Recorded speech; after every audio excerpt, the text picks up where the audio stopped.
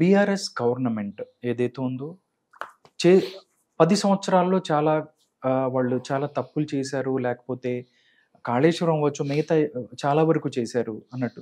ప్రతిపక్షాలు ఎప్పుడు చెప్తూ ఉన్నాయి, వాళ్ళు ప్రతి దాంట్లో అవినీతి ఉంది అన్నట్టు చెప్తున్నారు. బట్ గవర్నమెంట్ మారిన తర్వాత ప్రతి ఒక్కటి బయటకొస్తున్న పరిస్థితి. బయట నుంచి వినిపిస్తుంది, మళ్ళీ బీఆర్ఎస్ టీఆర్ఎస్‌గా మారిపోబోతుంది అన్నది ఒక మాట వినిపిస్తుంది. లేకపోతే ఎండ్ ఆఫ్ టీఆర్ఎస్. టీఆర్ఎస్‌కి సంబంధించి ఢిల్లీ లిక్కర్ స్కామ్ అనేది చాలా పెద్ద దెబ్బ. అధికారం పోయి ఉన్న దాన్ని ఇది చాలా పెద్ద దెబ్బ. దాంతో పాటు రేవంత్ రెడ్డి ఫోన్ ట్యాపింగ్‌ని కూడా చాలా ప్రతిష్టాత్మకంగా తీసుకున్నాడు. కాబట్టి కాంగ్రెస్ పార్టీ బీఆర్ఎస్‌ని ఖాళీ చేయించబోతుంది. మొత్తం ఇప్పటికే చాలా మంది లీడర్స్‌ని తీసుకుంటే వాళ్ళకి అటు వెళ్తున్న పరిస్థితి కనబడుతుంది. ఇది ఒక పొలిటికల్ గేమ్ లాగే మీరు చూస్తారా? గేమ్ కాదు. యాక్చువల్‌గా వీళ్ళు చేసింది తప్పు. ఫస్ట్ ఆఫ్ ఆల్ అవినీతి అందరూ చేస్తున్నారు. ప్రతి పార్టీ చేస్తుంది. అందరూ సుత్తపూసలని మనం అనలేం. ఓకేనా? ఎవరు అధికారంలో ఉంటే వాళ్ళు ఆటలాడుకుంటున్నారు. కానీ వాళ్ళ పర్సనల్ విషయాల్ని నువ్వు జనాలకు వదిలేవు చూడు. నేను చాలా మంచోడిని, వాళ్ళు చెడ్డోళ్ళు అని. ఎప్పుడైతే ఓటుకు నోటు కేసు దగ్గర నుంచి చెప్తున్నా, అది చాలా తప్పు. వాళ్ళ పర్సనల్ ట్యాపింగ్ని జనాలకు వదులుతున్నావు. మీరు మాట్లాడింది ఎందుకు వదలను? బికాజ్ నువ్వే అధికారంలో ఉన్నావు కాబట్టి నీ ఫోన్ ట్యాప్ చేసే ఇదేం లేదు. మొత్తం పోలీసు వాళ్ళందరినీ కొనేసావు నువ్వు. ఇప్పుడు వాళ్ళందరూ జైల్లో ఉన్నారు.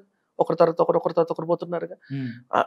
నీ వ్యవస్థ అట్లా తయారైంది. అండ్ నెక్స్ట్ ప్రభుత్వం మారిన తర్వాత పాత వాళ్ళ గుట్టురట్టు చేస్తుంది అన్నావు చూసావా?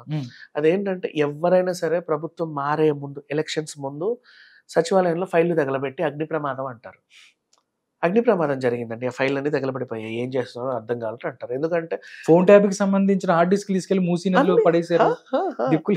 బికాస్ నెక్స్ట్ వచ్చే ప్రభుత్వం ఇది ఏమైనా దొరికాయంటే అమ్మో ఎందుకు వచ్చినా కూడా అని తగలబెట్టేస్తారు, ధ్వంసం చేస్తారు. ఇదే జరిగేది, ఇప్పుడు జరిగింది ఇదే. అండ్ రేవంత్ రెడ్డి గారి మీద జరిగింది మాత్రం అది ఇతను చేయకూడని నేరం. అంటే అతనేదో మంచోడని నేనేం సపోర్ట్ చేయట్లా, వీళ్ళు చేయకూడని పని అది. బికాజ్ నిన్ను కూడా చెయ్యొచ్చు అధికారంలో. ఒక రోజు ఎవరికైనా టైం వస్తుంది. ఆ టైమే ఇప్పుడు రేవంత్ రెడ్డికి వచ్చింది.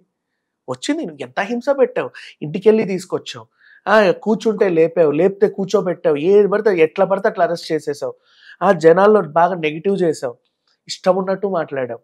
అవన్నీ కూడా ఒక రోజు అనేది ఎవరికైనా వస్తుంది కదా. అప్పుడు వచ్చిన రోజు ఇప్పుడు బాధపడుతున్నారు.